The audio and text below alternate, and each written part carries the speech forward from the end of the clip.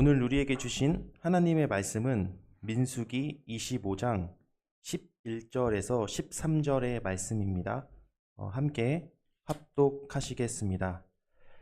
제사장의 아론의 손자 엘르아살의 아들 비느하스가 내 질투심으로 질투하여 이스라엘 자손 중에서 내 노를 돌이켜서 내 질투심으로 그들을 소멸하지 않게 하였도다.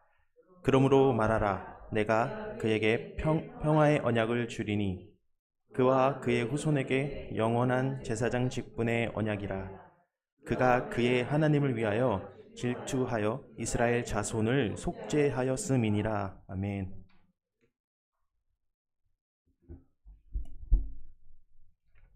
계속해서 우리에게 들려주시는 하나님의 이야기는 민수기서입니다.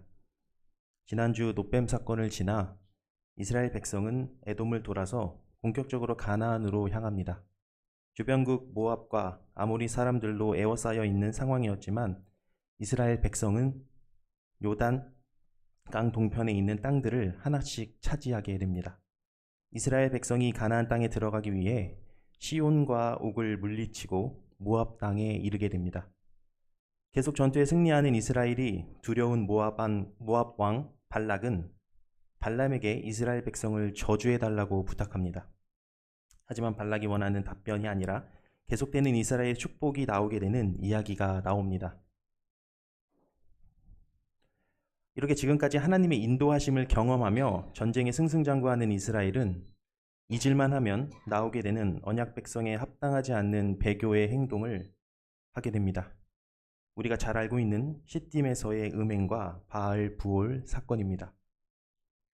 시딤에 머물고 있는 이스라엘 백성들은 요단강을 건너기 전 가나안 땅에 입성하기 위해 진을 치고 쉬고 있었습니다.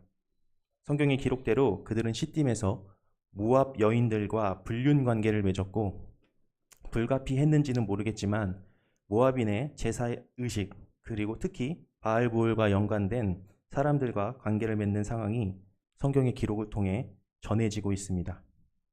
이런 상황이 발생하자 모세는 음행과 바알부올에 가담한 자들을 사륙하라는 지시를 받습니다. 그리고 바알부올과 관련된 이스라엘 자손 한 사람이 미디안 여인을 회중의 눈앞으로 데리고 오며 더하여 그 미디안 여인과 막사로 들어가는 장면이 나오는데요. 이 장면을 본 아론의 손자 비느하스가 뒤따라가 그 둘을 죽이게 됩니다. 그리고 비느하스는 영원한 제사장 직분을 받는 것으로 이야기는 마무리가 됩니다. 하나님은 이스라엘의 죄악을 공의로 심판하실 수 있습니다. 그러나 하나님의 공의조차 우리들의 결단과 우리가 정결해지기로 마음을 먹고 그분을 구하는 삶, 그분의 치유를 원하는 삶을 진정으로 산다면 다시 생명의 근원으로 탈바꿈할 수 있는 기회를 주십니다. 왜 그러합니까? 이스라엘은 광야의 삶에서 반역 사건들이 멈추지 않고 사실 계속 악화되었습니다. 하나님께서는 이스라엘이 침투한 죄의 영역에 대해서 근절하시고 경우에 따라서 죄의 값으로 생명을 사륙하시기도 하셨습니다. 하지만 이스라엘에게 끊임없는 자비를 베푸셨으며 계속해서 음식과 물을 제공해 주시며 가나안 입성 시에 필요했던 수많은 것들을 채워주시고 지켜주셨습니다. 오늘의 본문의 넓은 배경을 보면 모압 평지에서 배교적인 행위를 하고 있는 이스라엘에 대해서도 발람을 통해 계속해서 언약을 지키시려고 말씀하시고 있습니다. 누군가 이스라엘을 저주하려고 하는 상황 속에서도 하나님은 배교하는 이스라엘 대상으로 축복의 말씀을 하고 있으십니다. 이런 분이 우리가 알고 있는 하나님이십니다. 시딤에서의 배교 행위와 제의 행위를 보고 가만히 있을 수 없었던 비느하스를 보시고 하나님이 얼마나 기뻐하셨을지 생각을 한번 해봅니다. 꼭 음행과 배교만이 아니라 죄의 모든 영역에 이러한 예민함이 우리에게 필요할 것으로 생각됩니다. 죄의 영역에서 예민함을 보여준 비느하스의 행동, 여러분 이러한 행동은 어떻게 나올 수 있었을까요? 종교심에 가득 차올라서 율법에 어긋난 것이 잘못이기 때문에 그러했을까요? 이스라엘은 언약 공동체입니다. 한 분 하나님을 믿는 공동체이며 한 뿌리에서 나온 형제입니다. 성막을 통해 와주신 하나님, 성막은 제2제도를 거행하는 제사장의 것만도 아닙니다. 그것을 관리하는 레위 자손을 위한 것도 아닙니다. 속죄를 하기 위해 하나님의 임재를 경험하기 위해 이스라엘의 모두의 거룩함과 삶에서 지켜야 할 모든 규범들이 요구됩니다. 어느 것 하나 부재할 경우 온전한 속죄는 불가능합니다. 그리하여 이스라엘 공동체는 성막으로 와주신 하나님을 모두 경험하며 그분의 거룩함을 모두가 지킬 의무가 있습니다. 오늘날의 교회도 동일합니다. 비느하스가 한 행동은 특별하지 않습니다. 하나님을 믿었기에 했던 것입니다. 우리도 마찬가지입니다. 우리의 선행, 우리가 그래도 신앙인으로서 마음을 지키는 것은 우리가 하나님을 믿기 때문입니다. 보상이 있거나 벌 받을까 봐서 하는 조건부적 행동이 아닐 것입니다. 하나님은 하나님을 믿는 모든 사람들이 서로 마음을 지키며 아름다운 생명 공동체로 살아가기를 희망합니다. 그러면 내 삶에 질병과 같은 어려움과 직접적인 해결이 되지 않을지라도 생명력 있는 거룩한 삶을 살아갈 수 있을 것입니다.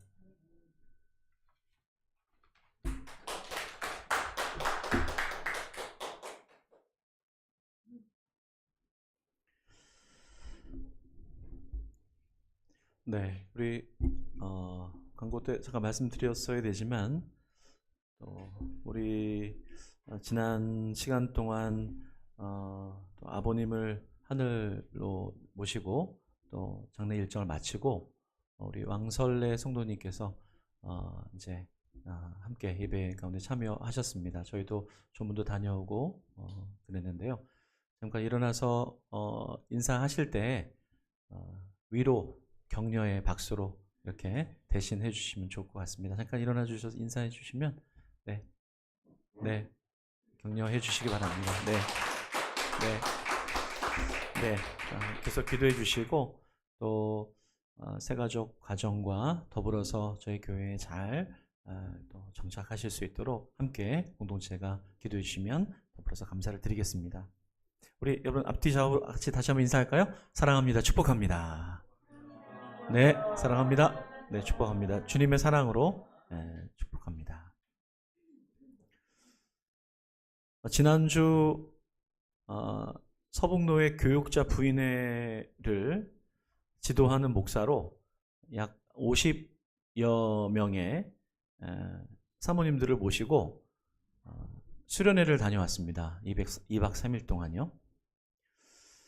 돌아오는 길에 고속도로 휴게소에서 잠시 쉬고자 버스를 정차하고 이제 휴게소에서 잠시 내려서 잠시 쉬는 과정이었습니다.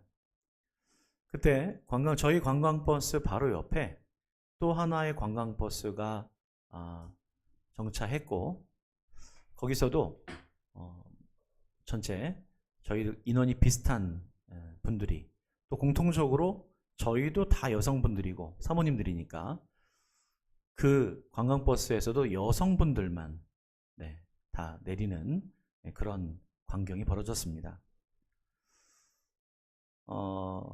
연령대가 저희 교육자 부인에는 약 평균 60에서 70대 정도 연령이 좀 많으신 그런 층이었고 그 버스에서 내린 여자분들은 약 3, 40대의 젊은 층이었습니다. 입고 있는 옷과 분위기도 당연히 저쪽 차가 더 세련되어 보였고요. 생동감도 있는 것처럼 보였습니다. 반면에 평생 교회를 세우는데 모든 것을 헌신하신 사모님들은 버스에 오르실 때마다 무릎을 두 팔로 감싸면서 한 번 정도 기합을 넣어야 올라가는 그런 광경이 연출됐습니다. 하도 몸을 사리지 않고 그 개척서부터 작은 교회를 일구느라 섬기느라 몸 어디 한 군데씩은 다 고장이 나 있었다라는 이야기들이 나눔의 내용이었습니다. 사진을 제가 찍어드리는데 무릎 관절이 모두 다 인공이어서 앉아서는 찍지 못하시는, 앉으실 수 없는, 서서만 사진을 찍어야 되는 그런 광경도 참 벌어지게 됐습니다. 그러면서도 많이 미안해 하셨어요. 앉지 못해서 사진을 찍어드리지 못하는 어떤 그런 부분에 대해서. 젊음을 교회에 갈아 넣으시고 고장난 몸을 이끌고 황혼의 여행을 하고 있는 버스의 그 한 대에서 있는 사모님들의 모습. 궁금했습니다. 옆에 차는 어디 단체일까? 그 옆에 단체에 가서 제가 보니까 그 단체는 이단 사입인 하나님의 교회라고 하는 곳이었습니다. 그쪽에서도 저희 차를 관심 있어 했고 저희도 그쪽 차를 경계하면서 관심 있어 했습니다. 두 버스가 나란히 서 있는 그 광경. 저는 생각했습니다. 무엇이 진짜일까? 저들이 열정에 있어서는 저희보다 뒤지지는 않을 텐데 이단인 거 우리가 다 알고 있는데 그러면서 궁금했어요. 하나님은 어디에 계시는 것일까? 만일 엘리야처럼 배틀한다면 진짜 하나님이 어디에 계신지를 서로 겨루어 본다라면 저희가 마땅히 하나님 여기에 계셔야 되지 않겠습니까? 그러면서 좀 더 질문은 이어졌어요.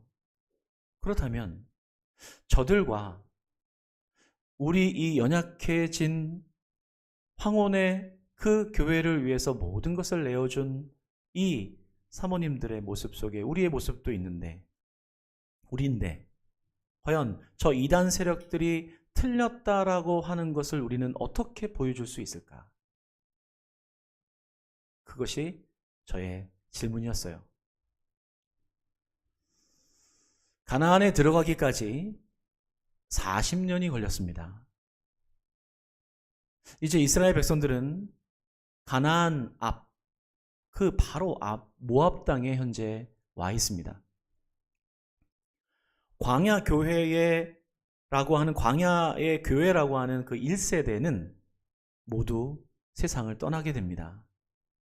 이제 이 새로운 땅에 들어가는 세대는 2세대들입니다. 다음 세대들이에요. 모압 땅은 요단강 동편에 있는 땅인 것을 알고 있습니다. 시딤 땅이죠. 이곳은 지금의 이스라엘 옆에 위치한 요르단이라고 하는 그런 지역입니다. 모압은 이 지역은 가나안 땅의 문화와 동일한 곳입니다. 이스라엘은 새로움에 들떠 있습니다. 당연하겠죠. 이들에게 광야 40년은 어떠한 시간이었을까? 이들에게 그 시간은 파란만장한 험악한 세월이었을 것입니다. 하지만 이 시간이 단순히 지긋지긋한 시간은 아니었음을 우리는 잘 알고 있어요. 광야는 험악한 곳이에요. 또 40년이라는 그 시간 동안 이 시간이 헛되지 않은 것은 이 시간을 통해서 하나님께서는 이스라엘 백성들을 준비시키셨던 거죠. 그게 무엇이었을까요?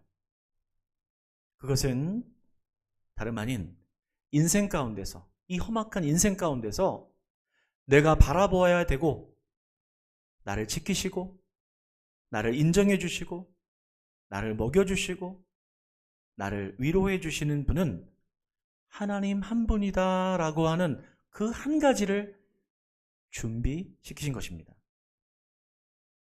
광야를 통과하면서 이스라엘 백성들에게 준비된 단 하나는 하나님을 바라보는 것이었어요. 하나님을 의지하는 것이죠. 더 정확하게 이것을 좀 더 표현한다면 이것은 이런 것입니다.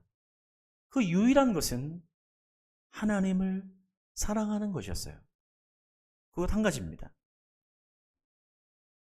이것이 전부예요. 이스라엘 백성들이 출애굽을 하게 된 것도 사실은 이 하나님을 향한 그 사랑을 고백한 한 사람의 꿈 때문에 사실은 출애굽이 시작됐다는 겁니다. 실제 그래요. 그 근거가 되는 그 한 사람의 꿈은 이렇게 표현됩니다. 창세기 47장 9절에 우리가 아주 잘 알고 있는 내용의 고백인데요. 이 구절을 한번 읽어보죠. 함께 읽습니다. 시작.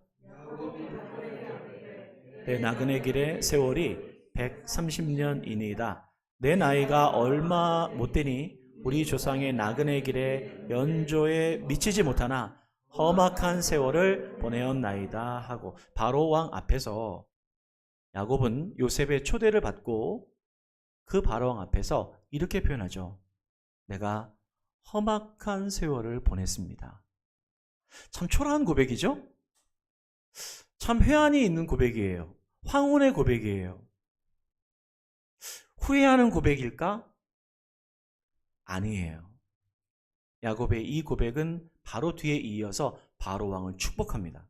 바로 왕이 야곱을 축복한 게 아니라 이 고백을 한 다음에 야곱은 바로 왕을 당당하게 축복하고 돌아서 나와요.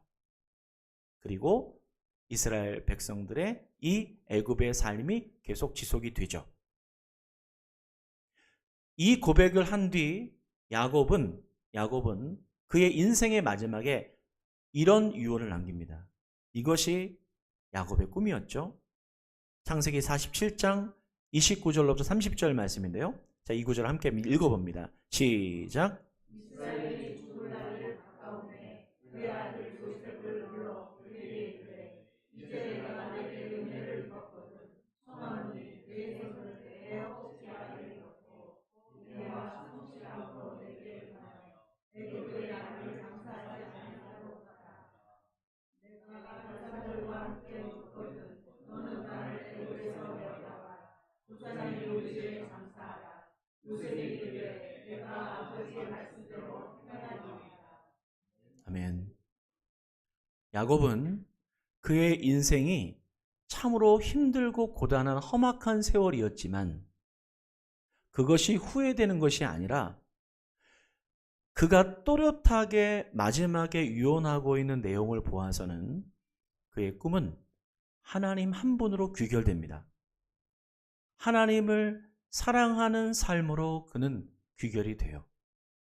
그리고 그의 마지막 모습도 하나님을 사랑하는 그 삶의 고백이 되기를 바라면서 후손들에게 그 하나님의 존재가 담겨 있는 그 약속의 땅으로 돌아가기를 권면합니다. 이것이 출애굽의 꿈이에요. 이 꿈이 실현된 것이죠. 아니, 실현되기 바로 직전에 이스라엘 백성들이 모압 땅에 있게 된 것입니다. 이 얼마나 굉장히 의미 있는 일입니까? 이스라엘 백성들에게 남은 것은 딱 하나예요. 하나님밖에 없어요. 하나님 사랑밖에 없어요. 그것을 가지고 있는 이스라엘 백성들. 그런데 문제가 생깁니다. 그 문제가 무엇일까요? 자, 오늘 본문의 25장의 본문의 그 1절 말씀을 함께 읽어봅니다. 함께 읽죠? 시작.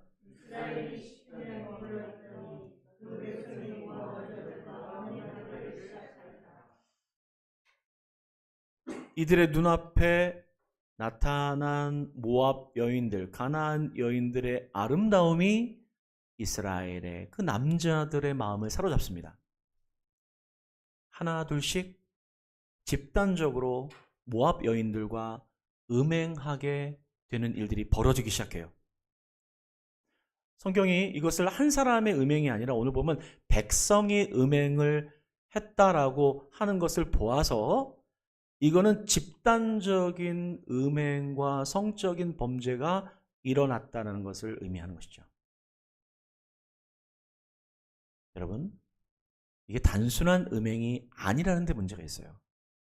왜 그럴까요? 이어지는 2절과 3절은 이것을 이렇게 우리에게 말해주고 있습니다.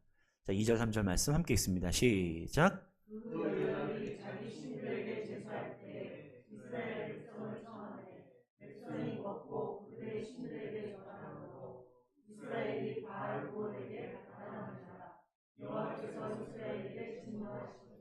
여러분, 음행은 한 걸음 더 나아가죠? 네. 그 이스라엘 남자들과 성적인 범죄를 저지르고 있는 그들을 모압의 여인들이 초대를 합니다. 어디로요? 희생의 제사가 벌어지고 있는 바알의 신당으로 초대합니다. 바알 부올에게 가담했다라고 하는 그 바알 부올의 부올은 산당이란 뜻이고, 바알은 우리가 알고 있는 바알 우상을 의미하죠. 바올의 산당에 가담했다는 것은 거기에 초대했다는 것을 의미하는 거예요. 성적인 범죄로 끝난 것이 아니라 이것이 우상 숭배와 배교로 이어지게 되는 심각한 그 문제 속으로 빠져들게 되는 것이죠. 이것이 하나님의 진노를 가져옵니다. 여러분, 하나님의 진노를 가져오는 것은 당연할까? 우리가 죄를 지었으니 하나님이 화를 내시겠지? 단순한 문제가 아닙니다. 그런 문제가 아니에요. 이 하나님의 진노는 여느 다른 하나님의 그 진노와는 다른 것이 여기에 포함되어 있습니다. 오늘 본문의 말씀 속에 표현되어 있어요. 그게 무엇일까? 그 한 단어가 하나님의 그 진노의 아주 다른 그 한 부분이에요. 그게 뭘까? 그 한 단어는 무엇이냐면 질투입니다. 질투예요. 하나님께서 이스라엘 백성들이 바알을 숭배하는 이 배교의 일을 극도로 싫어하는 이유의 그 감정적인 단어를 잘 쓰지 않으시는데 우리의 이해를 위해서 이 단어를 질투라고 하는 표현을 쓰시는 거예요. 이 질투를 하고 있는 표현을 쓰시면서까지 하나님의 진노가 벌어지고 있다는 사실. 이 단어가 사용된 근거의 관계는 뭘까? 바로 그것은 이스라엘 백성들과 하나님의 관계가 부부 관계임을 말해주고 있는 거예요. 하나님은 이스라엘 백성들에게 남편이었던 겁니다. 그러니까 이스라엘은 당연히 신부인 것이죠. 아내인 것입니다. 그럼 이렇게 되면 하나님의 질투가 이해가 되는 거예요. 배우자 외에 다른 대상을 사랑하는 것도 문제인데 거기에 더해서 자신의 몸을 주고 성적인 관계를 맺는 음란을 견딜 수 있는 남편과 아내는 없습니다. 존재하지 않아요. 하나님은 이스라엘 백성들을 아내요 신부로 여기고 있다는 사실이죠. 신랑 대신 하나님. 그 아내가, 그 신부가 남편 된 그 하나님을 버리고 그 앞에서 음란한 성적인 자신의 몸을 내어주며 그렇게 범죄함 가운데로 나아가고 있는 그 모습을 하나님이 지금 바라보고 있다는 것을 여러분 우리의 생각으로 돌려 생각해 보게 되면 이것은 가슴을 1000번 찢어도 해결되지 않는 죄악인 것은 분명한 것입니다. 하나님은 이 부분에서 진노를 하시는 거예요. 그 하나님의 진노가 얼마나 그 진노가 강렬했는가. 25장 그 이어지는 4절은 하나님의 진노가 이렇게 진행되는 것을 보여줍니다. 4절 말씀 함께 읽어볼까요? 함께 읽죠. 시작. 모세에게 이르시되 백성의 수령들을 잡아 태양을 향하여 여호와 앞에 목매어 달라. 그리하면 여호와의 진노가 이스라엘에게서 떠날 것이다. 진노하신 하나님께서 지금 요청하고 있는 것은 그냥 진노가 아니라 해결하시기 위한 진노죠.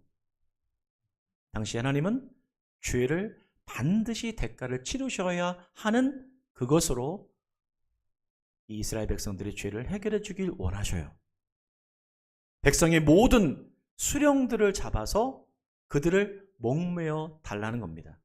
이 오늘 성경에, 우리 성경에는 모든이란 말은 들어가 있지 않지만 전체적인 번역본을 보게 되면은 이게 한두 사람의 수령이 아니라 전체 리더들을 의미하는 거예요.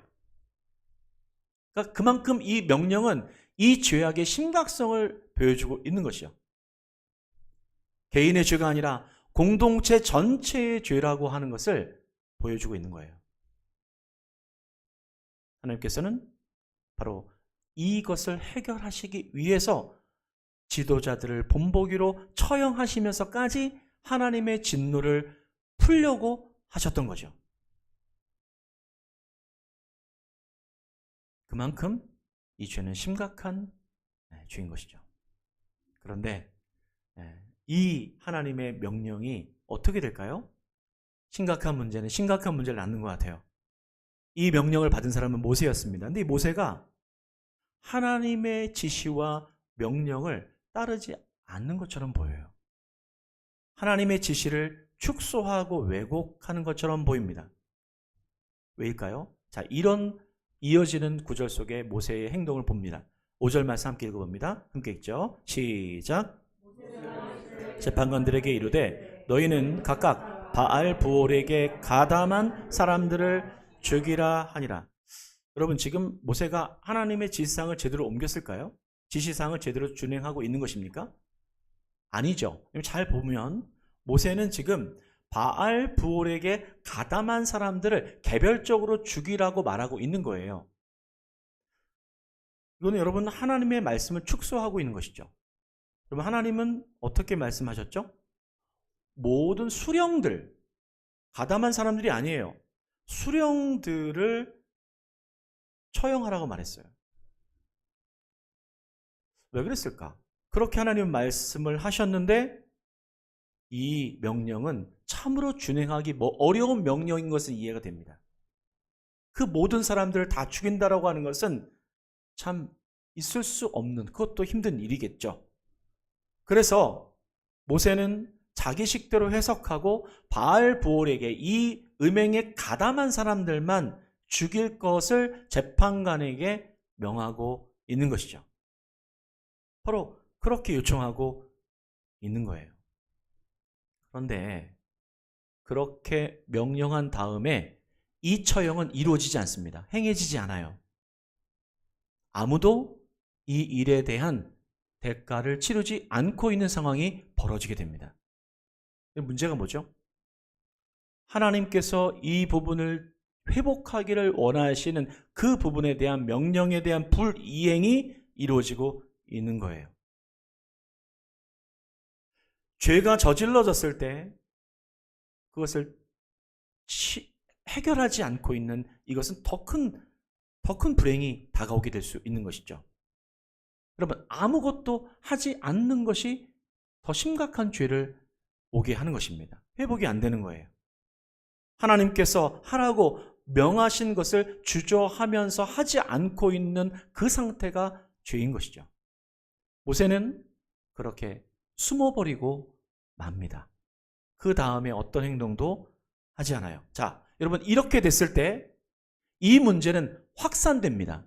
이 문제가 해결되지 않고 그대로 남아있게 되니까 어떤 결과가 벌어지게 되는가? 이 문제는 커져요. 25장, 민수기 25장 이어지는 9절 말씀을 읽어보죠. 9절 말씀 함께 읽습니다. 9절 말씀 시작. 연병으로 죽은 자가 24,000명이었더라. 당시 이 죄가 시작되면서 연병이 돌기 시작했던 것 같아요. 이 죄로 인해서 연병이 돌았는데 이 질병, 이 전염병으로 인하여서 죽은 자가 24,000명. 이전에 반역으로 인해서 하나님께서 죽이셨던, 그렇게 그 심판했었던 그 다담과 아비람 같은 그런 반역의 사건 속에서 죽었던 사람이 약 15,000명 정도 됩니다. 숫자적으로 봤을 때. 그런데 지금 25,000명가량이다 라고 보았을 때 이 연병이라고 하는 이 질병 때문에, 이 전염병 때문에, 이 죄된 문제 때문에 거의 출애굽의 1세대가 이 병으로 인해서 다 숨졌다라고 그렇게 판단이 되는 것이죠. 문제가 해결되지 않고 확산되자 더 심각한 결과를 낳게 되고 있는 것. 그런데 이런 와중에 이 공동체 가운데 심각한 문제가 드러나게 됩니다. 그 일이 무엇일까요? 오늘 그 비느하스와 연결된 14, 15절의 이야기죠. 자, 함께 말씀도 함께 읽어보면 확인해 봅니다. 함께 읽죠. 시작. 이스라엘 남자 곧 미디안 여인과 함께 죽임을 당한 자의 이름은 시므리니 살루의 아들이요 시므온인의 조상의 가문 중 한 지도자이며 죽임을 당한 미디안 여인의 이름은 고스비이니 수르의 딸이라. 수르는 미디안 백성의 한 조상의 가문의 수령이었더라. 여러분 보세요. 여러분 여기 이름을 자세히 이렇게 기록하고 있는 것. 여기에 지금 그 공동체가 지금 슬픔의 연병이 돌아서 사람들이 죽어가는 것 때문에 슬픔 가운데 애도함 가운데 있게 되었을 때, 그때 이런 와중인데도 성적인 그 일을 저지르기 위해서 모두가 보는 상황 속에서도 버젓이 시므온 지파의 누구죠? 수령, 지도자인 살루의 아들이 이름이 명시된 이 자가 바로 이방 여인 미디안 여인을 데리고 이 성적인 범죄를 아예 드러내놓고 벌어지는, 조롱하는 일이 벌어지게 됩니다. 여러분, 모세가 아무것도 하지 않은 이유로 인해서 무슨 결과가 벌어졌을까요? 여러분, 바로 이것이에요. 시므리는 수령입니다. 네. 진작 죽었어야 돼요. 희생이었긴 하지만 해결되지 않으니까 이 수령과 지도자들이 다시 연속해서 이 범죄함 가운데 가담하게 되고 일파만파로 이 공동체가 와해되기 일보 직전 40년 동안 험악한 세월 가운데 가나안 땅에 들어가기 그 직전에 설레이는 그 공동체의 그 하나님의 이 공동체가 아예 폭삭 무너지게 될 이 지경에 이르게 되었다는 거죠. 실제로 26장으로 들어가게 되면 두 번째 인구조사가 벌어지게 되는데, 그 인구조사를 보게 되면 지파들 가운데 인원이 변동이 거의 없는데 이 시므온 지파만 처음에는 5만 9천 명 정도 됐었는데 1차에서는 2차 이 26장 조사에는 2만 2천 명으로 줄어들게 됩니다. 시므온 지파의 범죄가 심각했었다는 것이죠. 그 지파를 중심으로 해서 완전히 연병이 돌았다는 것을 또한 보게 됩니다. 이제 가나안 땅에 들어가기도 전에 이렇게 공동체는 무너지게 되는가? 그런데 한 사람이 일어나죠. 그 사람이 바로 비느하스입니다. 오늘 말씀의 제목은 비느하스여 일어나라 라는 거죠. 민수기 25장 7절과 8절 말씀을 통해서 함께 확인해 봅니다. 함께 읽죠. 시작. 아론의 손자 엘르아살의 아들 비느하스가 보고 회중 가운데에서 일어나 손에 창을 들고 그 이스라엘 남자를 따라 그의 막사에 들어가 이스라엘 남자와 그 여인의 배를 꿰뚫어서 두 사람을 죽이니 연병이 이스라엘 자손에게서 그쳤더라. 아멘. 여러분 비느하스는 아론의 계열이에요. 아론, 좀 계열이 우리가 잘 모르니까 좀 설명을 해드리게 되면 아론 지파라는 얘기죠. 자, 근데 여기 비느하스가 이 광경을, 모세도 숨어버린 이 속에서 아무도 나서지 않고 침묵하고 죄는 계속해서 사람들을 죽여가고 있는 이 상황 속에서 비느하스가 일어납니다. 그리고 이 일들을 감행하죠. 창을 들고 그 범죄의 현장 가운데 원흉을 해결합니다. 자, 그런데 원래 비느하스가 이 일들을 원래 해도 되는가? 원래는 사실은 할 수 없어요. 왜냐하면 아론의 계열, 이 레위 지파가 사람을 죽일 수 있는 율법은 성막에 사람들이 범죄했을 때는 가능합니다. 근데 그 외에 지금 이들은 장막으로 들어간 거예요. 자기들의 지파에 있는 집으로 들어간 것이죠. 마치 결혼식을 위해서 이들이 들어간 거예요. 모두 다 암묵적으로 인정한 것이죠. 그런데 그 집에 들어가서 이 일들을 저지르는 것은 실제적으로는 율법상 해서는 안 된 일입니다. 원래는 이 일을 해서는 안 되는데 비느하스는 일어서죠. 하나님의 그 진노의 의미를 알고 비느하스가 그 장막에 들어가서 이 죄의 원흉을 해결합니다. 왜 이게 가능했을까? 율법적으로는 어느 누구도 할 수가 없었기 때문에 안 한 거일 수도 있어요. 그런데 비느하스가 이것을 깨면서까지도 일어나서 이 이스라엘 공동체에 만연하고 있는 이 범죄를 해결할 수 있었던 그 이유, 그것이 오늘 중요한 이유겠죠. 민수기 25장 11절은 이것을 이렇게 말해주고 있습니다. 자, 25장 11절 말씀 함께 읽어봅니다. 시작. 아론의 손자 엘르아살의 아들 비느하스가 내 질투심으로 질투하여 이스라엘 자손 중에서 내 노를 돌이켜서 내 질투심으로 그들을 소멸하지 않게 하였도다. 비느하스가 하나님의 질투하심으로 질투해서 하나님의 진노를 풀어드렸다라고 말해주고 있는 거예요. 그 하나님을 위한 질투가 이스라엘 자손을 위한 속죄가 된 것이죠. 칭찬합니다. 성경은 비느하스의 이 행동을요. 매우 드문 칭찬이에요. 비느하스는 하나님의 질투하심으로 하나님의 진노를 드러내는 심판을 행한 것이죠. 이스라엘의 영적 간음으로 우상 숭배로 인하여서 누가 버려졌습니까? 누가 버려졌어요? 남편이신 하나님이 버려진 거예요. 그 버려진 남편을, 그 하나님을 바라보면서 그 하나님의 질투하시는 그 사랑으로 비느하스는 시므리와 고스비에 대한 심판을 행한 것이죠.